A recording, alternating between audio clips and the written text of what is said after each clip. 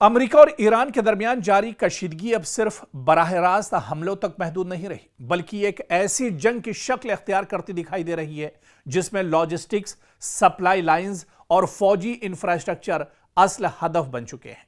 Iran अब सिर्फ Israel को निशाना बनाने के बजाय उन ममालिक में मौजूद अमरीकी अड्डों पर हमले कर रहा है जो खित्ते में वॉशिंगटन के अहम इत्तेहादी और फौजी शराकतदार हैं। माहिरीन का कहना है कि अगर यही हिकमत अमली जारी रही तो अमेरिका को सिर्फ मैदान जंग में नहीं बल्कि अपनी पूरी अस्करी सप्लाई चेन और ऑपरेशनल सलाहियत में भी शदीद मुश्किलात का सामना करना पड़ सकता है। ईरान की कोशिश यह दिखाई देती है कि वह अमेरिका को एक ही महाज पर नहीं बल्कि मुख्तलिफ समतों से दबाव में लाए। इसीलिए उसने मुबैना तौर पर ऐसे अमरीकी फौजी मराकिज को हदफ बनाया जो अमरीकी अफवाज के लिए ईंधन, रसद, इंटेलिजेंस और कमांड एंड कंट्रोल का बुनियादी किरदार अदा करते हैं। इस हिकमत अमली के तहत आप देखिए कि कुवैत, बहरीन, उर्दन और इन ममालिक में मौजूद अमरीकी तंसीबात खुसूसी तवज्जे का दरअसल मरकज बने हुए हैं, जहां ईरान ने बाज़ वक्त सीधे तौर पर उन पर हमला और अटैक किया है। इसी तरह से कुवैत के इलाके अल अहमदी में मौजूद अमरीकी बहरिया का फ्यूल सपोर्ट टर्मिनल मशरिक़ वस्ता में अमरीकी नेवी की सबसे अहम रसदगाहों में शुमार किया जाता है। खलीज फारस और अबनाए हुर्मुज़ में तैनात अमरीकी जंगी जहाज, डिजास्टर और दीगर बहरी बेड़े अपनी ईंधन की जरूरियात बड़ी हद तक इसी मरकज से पूरा करते हैं। रिपोर्ट से मुताबिक ईरान ने हालिया दिनों में ड्रोन्स और मिसाइलों के जरिए इस तंसीब को निशाना बनाया, जिससे ईंधन जखीरा करने वाले टैंक, पाइपलाइनें और रिफ्यूलिंग इंफ्रास्ट्रक्चर मुतासिर होने की खबरें भी सामने आ रही हैं।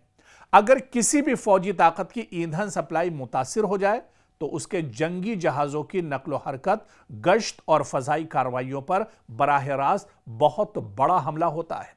जदीद जंगों में सिर्फ टैंक और मिसाइल ही फैसला कुन नहीं होते बल्कि लॉजिस्टिक्स भी इतनी ही अहम होती है, क्योंकि जंगी जहाज़ों, तैयारा बरदार बहरी जहाज़ों और लड़ाका तैयारों को मुसलसल ईंधन, असलहा और दीगर सामान की फराहमी ज़रूरी होती है। अगर सप्लाई लाइन मुतासिर हो जाए तो दुनिया की ताकतवर तरीन फौज भी अपनी कार्रवाइयों की रफ्तार बरकरार नहीं रह सकती। इसीलिए फौजी माहिरीन सप्लाई चेन पर हमले को दुश्मन की जंगी सलाहियत कमज़ोर करने का मौसर तरीका एक तरह से करार देते हैं।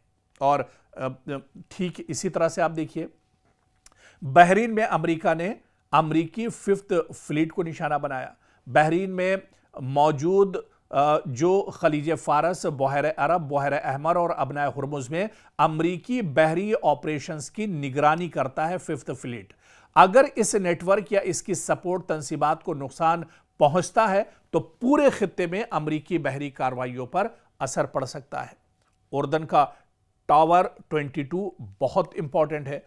उर्दन, इराक और शाम के संगम पर वाक़ टावर 22 अमेरिका के लिए एक अहम फौजी मरकज समझा जाता है। दरअसल यह अड्डा शाम और इराक में अमरीकी कार्रवाइयों की मुआवनत करता है, यानी मदद करता है। निगरानी और इंटेलिजेंस ऑपरेशंस के लिए इसका इस्तेमाल होता है। खित्ते में अमरीकी फौजियों और इत्तेहादी अफवाज के दरमियान राब्ते का बहुत इंपॉर्टेंट ये कॉन्टेक्ट और मरकज माना जाता है। रिपोर्ट के मुताबिक इस मकाम पर हमलों के नतीजे में लॉजिस्टिक सहूलियात और निगरानी के बाद निज़ाम मुतासिर हुए हैं, जबकि मुतअद्दिद अहलकार जख्मी होने की इत्तलात भी सामने आ रही हैं।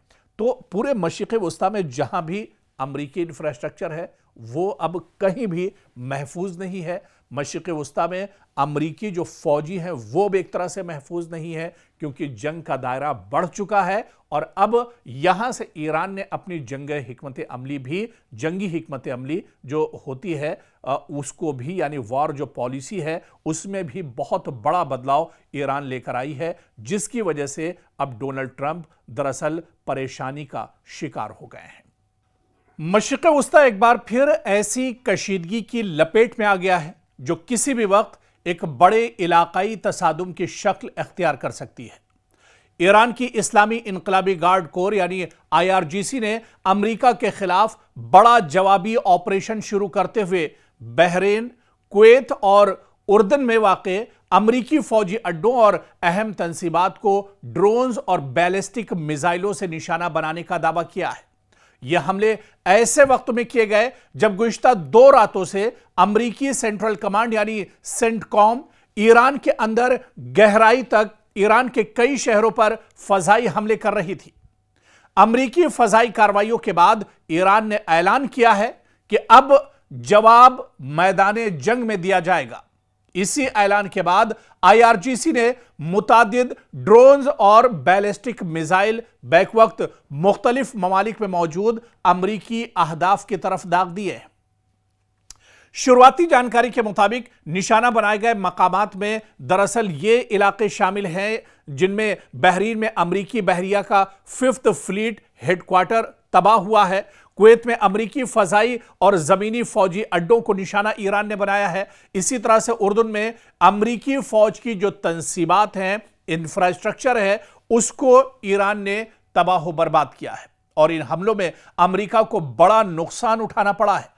खित्ते में अमरीकी फौज को अगरचे हाई अलर्ट पर रखा गया है, लेकिन डर और खौफ का माहौल यह है कि अमरीकी फौजी जेर जमीन पनाह लिए हुए हैं।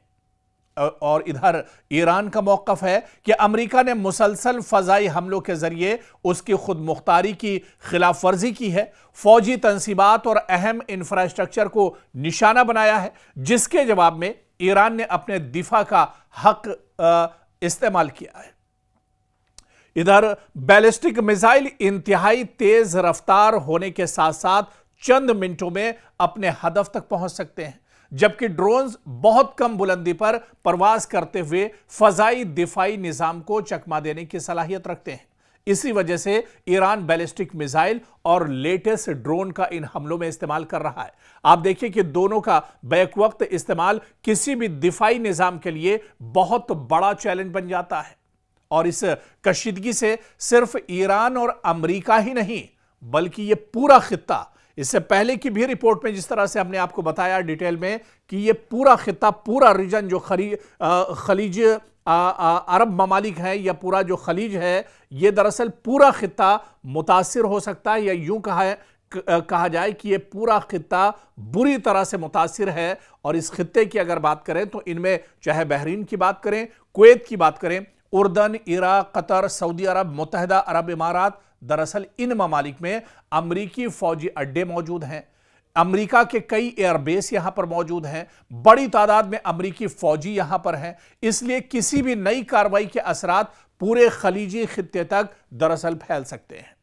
और जानकारों के मुताबिक अगर अमेरिका ईरान के इन हमलों का भरपूर जवाब देता है और ईरान मजीद जवाबी कार्रवाइयां करता है तो सूरत हाल एक महदूद फौजी तनाज़े से निकलकर वसी इलाकाई जंग में तब्दील हो सकती है, जो अब एक तरह से नुमाया भी हो रही है। और इसमें अमेरिका के इत्तेहादी, अमेरिका के जो अलायंस हैं और ईरान के हिमायत याफ्ता मुसल्लह गिरोह भी एक तरह से शामिल हो सकते हैं।